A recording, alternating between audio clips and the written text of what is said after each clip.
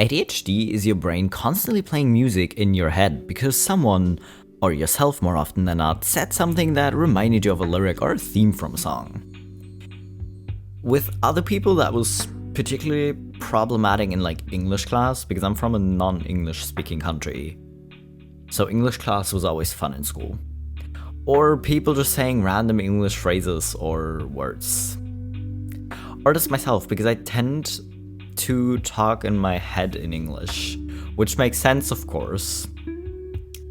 It really doesn't, but anyways. It just happens too much. Or it reminds me of a meme or something. Or my special interest. There is no end. Hello BabyQueers and welcome back to my channel. Today we're doing some Neurodivergent memes again. I did not realize I had this many saved up again, so we gotta go through them again.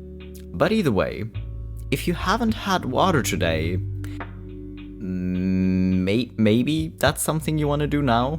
If not, you can pick something else delicious to drink, I guess. Either way, when you're hydrated, we'll continue. All set? Okay, let's continue with the memes. Insert name has potential if only he, she, they would sit down, focus, and stop trying to entertain the class, is something I'm sure almost every undiagnosed ADHD kid heard from their teachers in grade school. That sounds very on brand for undiagnosed ADHD people or diagnosed ADHD people, because people tend to generally misunderstand everything if it's not their own lived experience, basically. So, it's very easy for them to go, oh yeah, sure, you have ADHD, but no, you can't just concentrate harder. It's fine. You just have to try harder. Even if they know you have ADHD, and that's literally not how it works, but they still like doing that, I guess. Did I hear this? No. I heard complaints about my handwriting a lot. But I was more the quiet in my head type person my entire life, so I did not in fact hear this. That neurospicy urge to hoard stickers but never, ever stick them. Listen, there are very few stickers that I stuck on places. I have stickers on my album where I collect photo cards because I was like, well, it kind of makes sense. Picking which ones to stick was immensely hard. And apart from that, I don't think I've ever stuck stickers a lot because I was collecting them and having them, but I would never. Normally it just ends because I'm trying to decide. Even if I'm hey, I want to put a sticker somewhere, I can't decide. I was able to stick stickers on my old phone because I had the same sticker 10 times somehow, and I was like, no, I'm gonna stick that on my phone. But apart from that, not really. POV, you're autistic and so is your dad. That's just common, actually, but okay. Hey my kid, I made a new friend today and ate meatballs and broccoli for dinner. Lol. Cafeteria or out? Cafeteria. It was mid. I'm watching something called The Last of Us. The girl who stars has a round face, like you. Love and miss my kid, I hope you sleep well and tomorrow is fun. But why does this just seem like a normal conversation?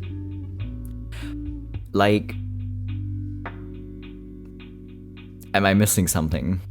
I do recognize how some people would look at it and be like, why are you two so distant when you're really, really not? I can see how people would think that, but still, what? This would kind of just be a normal conversation. Me. Doesn't connect emotionally or socially with my peers. Adults.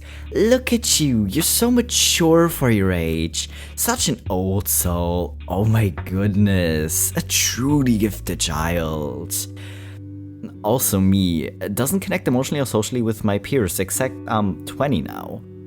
Adults. Yeah, you need to get out there. Why don't you go see your friends? All you do is sit in your room all day. I don't think this is healthy for you. Why are you like this? A lot of things are cuter when children do them. But this one is still kind of weird. Oh, you're a gifted child. Of course you would rather read your books than like spend time with kids your own age. It's okay. You're just gifted. It's fine. But if you're an adult, you're suddenly super weird. And people constantly bother you if you're not lonely. Or that you should like pick up a hobby to go out and meet people and stuff like that. You know, it never really ends. I'm really glad my parents didn't care too much. Because even like as a teenager or something, probably unsurprising to a lot of people, but I did not have like a huge friend group. Like I had 2 or 3 close friends, but I would see them in school and then I would like hardly see them outside of school. Because who has the energy really? But it was like fine and my parents didn't care too much, luckily. So at least I didn't hear it at home, but I heard it from peers at school. You know, and I was just sitting there trying to read my book or listen to music. It's like, wait, why didn't you like, you know, join this conversation? I was just like, I don't want to. No, be quiet. I don't want to. You know, oh well.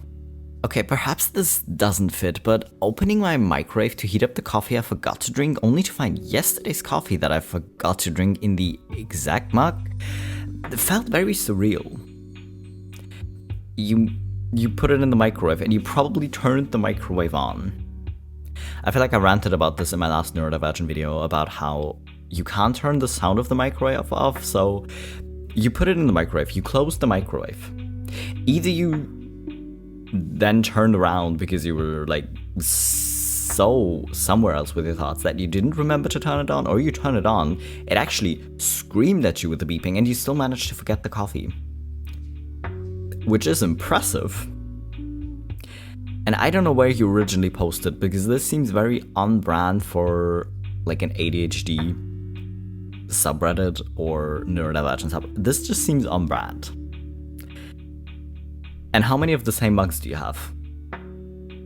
Is this why people want the same mugs? So that they can have experiences like this? I don't think so, but it'd be funny if that's the reason.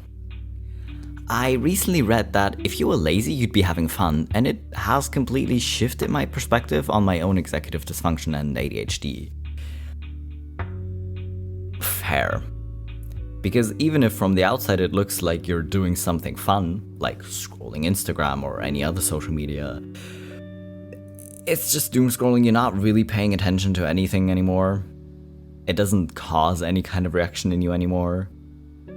It's not like dopamine scrolling of trying to see other fun things. It's literally you just sitting there being kind of zoned out but still kind of scrolling and doing stuff. That's not you having fun. That's you not being able to move. Or just staying on the couch because you sat down.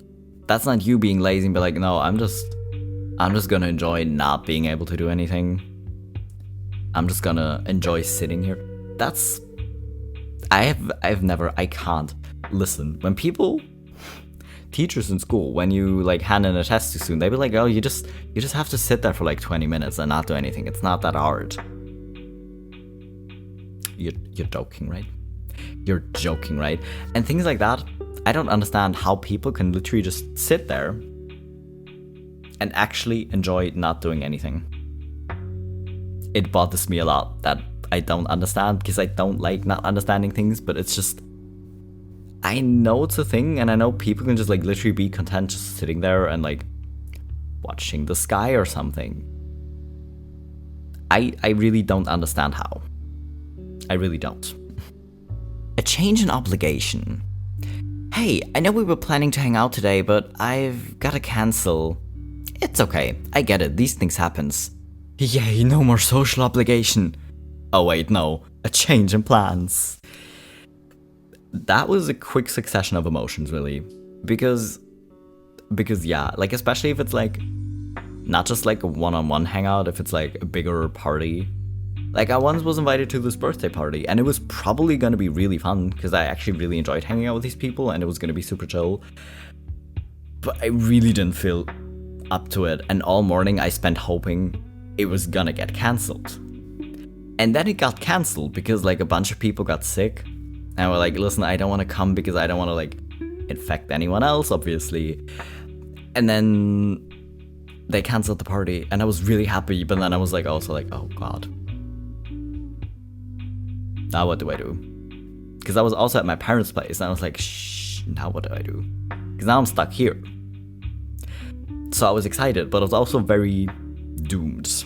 So I get this exact emotion just too well, really.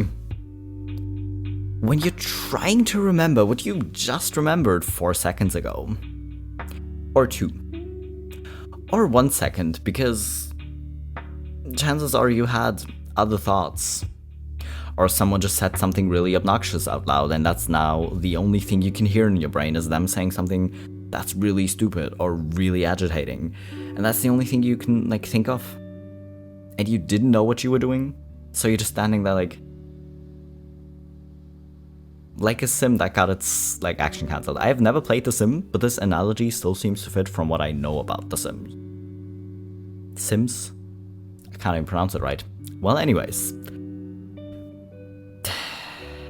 I'm not sure if I pull this exact face, but it seems very accurate somehow. Okay, why would I finish a thought when I can start a new, more exciting one? Listen, this is not what I meant by forgetting your thoughts.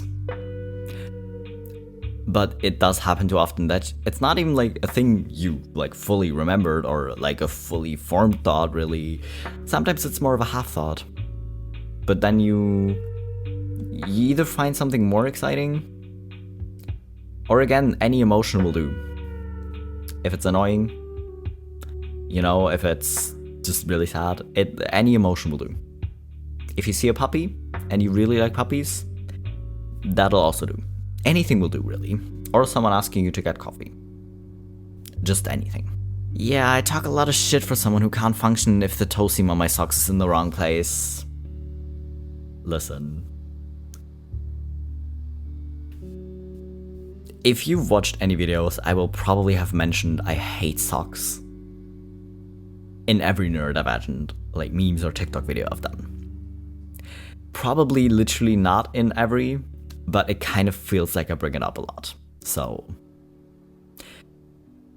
I talk a lot of shit for someone who can't function if their clothes are sitting weirdly, or if they have a tag because they forgot to cut it out of the new shirt because they thought they wouldn't feel it, even though they've literally had to tear out every tag in shirts ever because why would I think I wouldn't feel it, you know? But anyways, we can still talk shit, okay? Maybe not in that exact moment, but outside of that, we can talk a lot of shit. It's fine. It's fine. Listen, people talk shit all day, even if they're not bothered by their, like, seams on their socks. You can do it, even if you're upset by the seams on your socks, you know? It's okay. Me being fairly normal, even though I have autism. Also me when I realized that I've given into how society wants autistics to be. This was not the plan. This is kind of the struggle, though, of do I want to appear normal so people don't bother me about it because they think I'm weird or they want to, like, ask me intrusive questions? Or do I want to be authentic? And if I want to be authentic, do I even still remember how to be authentic? Because I've been asking for so long, especially for people who were diagnosed later in life. The kind of wanting to be authentic, but not really knowing how to be, and also feeling like as soon as they do, they get like weird stares or rude comments, or, you know, like it doesn't feel great to be put in a box,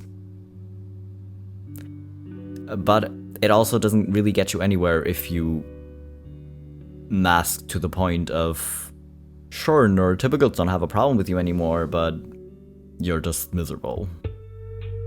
You know, accomplishment. Okay, this is nice. Unfulfilled potential. No, brain, don't look at that. Okay. But can I just argue that A, there's a difference between your actual unfulfilled potential and what people think your unfulfilled potential is, because even though I didn't get the class clown, but the unfulfilled potential of if you would just like focus more and read the question in the exam better, you would get better grades kind of expectation of unfulfilled potential. is different. And second of all, I like to argue that a lot of people have unfulfilled potential that they don't live up to and will never live up to. And part of me wants to be on the side of like, listen, what would even be the point? Like, wouldn't it actually be boring if you would live out your fullest potential? Because then where do you go from there? It just seems exhausting and it kind of seems boring. And I'm not sure that makes sense, but that's what my brain says. And at the same time, if your unfulfilled potential, or like if pursuing your unfulfilled potential and trying to constantly fulfill the unfulfilled potential is burning you out, then it's not actually worth it either, you know? So don't look at it. It's fine. It's good to have goals, and it's good to strive for things. But perspective, you know, of still keeping your health as intact as possible, and I mean physical and mental. Okay, as an autistic person, I have a very rigid thinking, and that's why I can't accept trans people. Yeah, that's not your autism making you think that way, it's your bigotry. And literally, being autistic is not an excuse to be a dickhead to other people. And the funny thing is, autistic people are kind of somehow more likely to be trans, apparently. It's hilarious to me, really, to then meet autistic people who are like, no, but black and white thinking, I can't. Because what? As an autistic person, and kind of constantly questioning societal rules because they don't make sense in your head, because they literally make no sense because they're randomly made up and there's like no actual reason for them to be the way they are usually, or with a lot of things at least, like gender roles. Why would you? And gender is difficult enough to understand for anyone, and being autistic and gender being so closely intertwined with other people's expectations of you and gender roles, kind of just making the whole gender more difficult, really, or at least for me, that's the way it was. Wouldn't you be more accepting? Because also just because you constantly are confused by people, because people do weird things because it's how, like, what they're supposed to do. If you're already questioning that because people don't make sense to you, why be a dickhead to other people, you know? That also just doesn't make sense to me. Dang, this bathroom doesn't have any paper towels, and it only has those super loud hand dryers. Well, I only have one option left, but it's a good thing I've been training for this for years. I mean, this is not really what we mean when we say stimming is helpful, stimming is good for you, but stimming can in fact also be helpful in other scenarios, apparently. But literally, yeah, the way people will look at me though, because at work, we have paper towels, but I hate the feeling of wet hands. Almost more than I hate the feeling of socks, and that's saying something. So I will dry them off with the paper towels, but then never be like completely dry because I don't want to stand there and use like 15 paper towels to dry my hands. So I just like use 2 to get them as dry as possible, but then I'm still standing there like... And people will look at me weird. And I think it's rude that they're staring at me because I'm just trying to dry my hands, okay? I'm not bothering them. I'm not doing this in their face. I'm not bothering them. I'm just trying to dry my hands, man. Rude. Autistic me when I hit my limit and go nonverbal. Why is this dude's face so full of meme potential? He keeps managing to pull these completely memeable facial expressions. I'm sorry, this is not even an expression. This is just like completely blank face probably, but it fits too well. And I'm not saying that to be rude or mean or anything. It's just true. And it's funny to me, not in a making fun of his face, just it's funny that it fits so well. You know, but also yes. But then people still talk to you and want to know what's wrong. And I was like, you're so quiet. Like, why don't you speak more? It's like, Even if you want to, well, sometimes I can make myself, sometimes I can't. I just really shouldn't. You know, I mean, there's a reason why we go nonverbal. And with a lot of effort, we can probably still force ourselves, but that doesn't mean we really should, or that it's in any type of way good for us. Introverts at a social event, overstimulated and trying to figure out how to leave early. What happened to these poor babies? They look traumatized. And again, very fitting. Because introverts, yeah. Autistic people, also, yeah. Just this. We might not outwardly look that traumatized to other people, but that's what it feels like on the inside, at least. Me, I don't need a basket while going grocery shopping. Also me 6 minutes later. Listen, if you forgot your list at home, or if, like me, you have it in an app, but then the app decides to crash, or you need like internet to go into the list, but then the store doesn't have internet, and there's no like self-service in the store, and then you don't know what you need. Maybe you remember you need it a lot and then get a basket, or you don't remember how much you need, and it's just like, no, I'm sure it was only like a few things, and then you're suddenly playing Tetris on your own arms.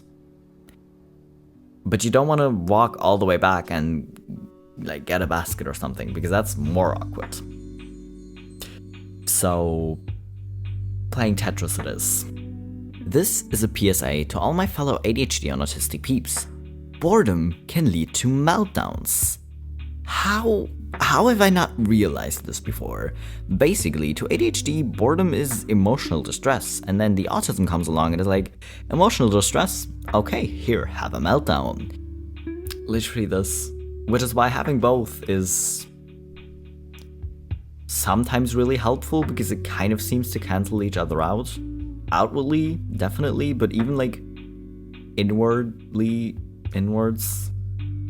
either way, sometimes it makes a difference on the inside too, to how you experience things. But sometimes they gang up on you, and then this happens, and it's great because you're burnt out and you really need to rest and like not really do a lot, but then you're just bored out of your mind. Because your autism's like, no, we have to rewatch this episode of our favorite show for the 20th time this year. But you're also so bored because you know exactly what'll happen, but you still want to watch it because you might catch something new. Or you might just find it really soothing, but you're still bored at the same time, which is, it sounds illegal. But this definitely happens, and I hate it. This is not a helpful tip, or a meme really, but there you go, I found it, I'm suffering, you have to suffer with me. I'm sorry, that's the deal. Okay, hey brain. I drank the clear splashy stuff, I ate the green things, I went onto the right dude up there, I did the thing with the moving and the sweating and the whatnot. Now make the happy chemical, you lump of hell. Wait, did she do the thing with the lying unconscious for 8 hours?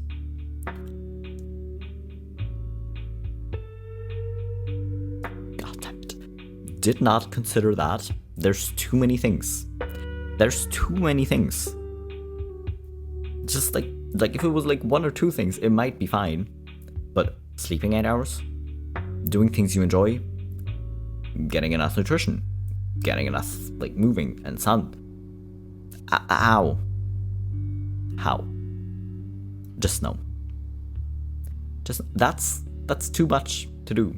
And like the good news is, you don't have to fit everything into one day. That's kind of the good thing. Like especially like nutrition wise, you don't have to like eat perfectly every day. Obviously, like it's kind of fine. Like it'll balance out over a few days. Like if you don't manage one day, it's like not the end of the world. I know it kind of sometimes feels like it, but it's really not. And if it's like really not sunny for a few days, or if it is sunny and you really don't have the energy to go out, it's okay. Also not the end of the world. Like, it's okay if you do your best. And if doing your best kind of seems like bare minimum from the outside, and maybe even to yourself, because you're kind of judging yourself way more harsher than you need to, then that's okay. Bare minimum is fine. I want to do everything, but where do I start? Does nothing. While thinking about all the things you could be doing, all the things you should be doing, all the things you want to do but really shouldn't, all the things you shouldn't or should do but really don't want to, all while being completely incapable of moving, but screaming at yourself that you should move and just start doing something, anything, but you're just laying there, which from the outside again looks a lot more peaceful than it is. Me smiling at you because I didn't hear anything you just said. Like I heard you, but I didn't hear you, you know? Like I heard you talking. Maybe. Unless there's too much background noise, in which case I probably heard the background noise, not you. I heard you. That doesn't mean I heard you. That doesn't mean I understood a single word you just said. Just hoping it's not a question. Especially if I already went, wait, what did you say? At least 2 times. Because chances are, if you're talking to a neurotypical person, they will not perceive it as loud. Because it might not even be super loud. It might just be like really complex because there's like people chattering in the background. There's a coffee machine going somewhere. There's a vacuum cleaner down the hall, and there's so much other stuff. It might not be loud, and that's why the other person's like, why aren't you listening to me? When you're clearly trying to. So you're just there like, yeah, right. Sure. I have to go now, bye. Like, again, maybe this is not the exact facial expression, but I feel like it comes very close. When the deep cleaning motivation wears off midway and now you're just sitting in your room like this. Are you drinking wine or water? Because I can't tell from this picture. Both would be fair. Both would be entirely fair. But listen. Just this. And there's so many things you want to do. And there's so many things you could do. But then again, you're just sitting there because dopamine went on a trip somewhere and you have no idea where it is. So you're just sitting there like this in the middle of the mess. Because whenever you clean or tidy up, it always gets worse first somehow. Especially if you're like trying to declutter a closet or something, because this looks like your closet exploded on you. Which is fair, I'm not coming for it, I'm just saying. Decluttering is the best and the worst. Like, it's really good, and it feels really good if you actually manage to finish it, but if you don't, because the dopamine runs out, then you're just sitting there on piles of clothes and boxes, and you're not sure where to put things, if you want to keep them or if you don't want to keep them, and then you just sitting. I'm kind of starting to think it's a glass of wine. Okay, brain, you're here to help? No, hinder. Why? Our clinically diagnosed neurological disorder? Right. Fair enough. Forgot about that for a minute. Because it's like, we know we have it. But we're also very good at forgetting it. Like, I keep forgetting. It's just like, no, it's fine if I don't like cut out the tag, or I just literally forget to cut out the tag. I'm just like, no, I'm sure it's fine. I'm sure I'll stop noticing it in a minute. Knowing full well I have never stopped noticing it in any shirt, and eventually had to hand scissors to a coworker so they would cut the freaking tag out of my shirt. Same with that.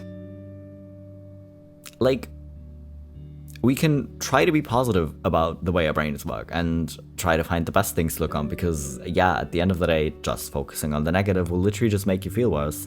So kind of trying to find positive aspects is all well and fine, and I feel like we should, but sometimes our brain just likes to hinder everything.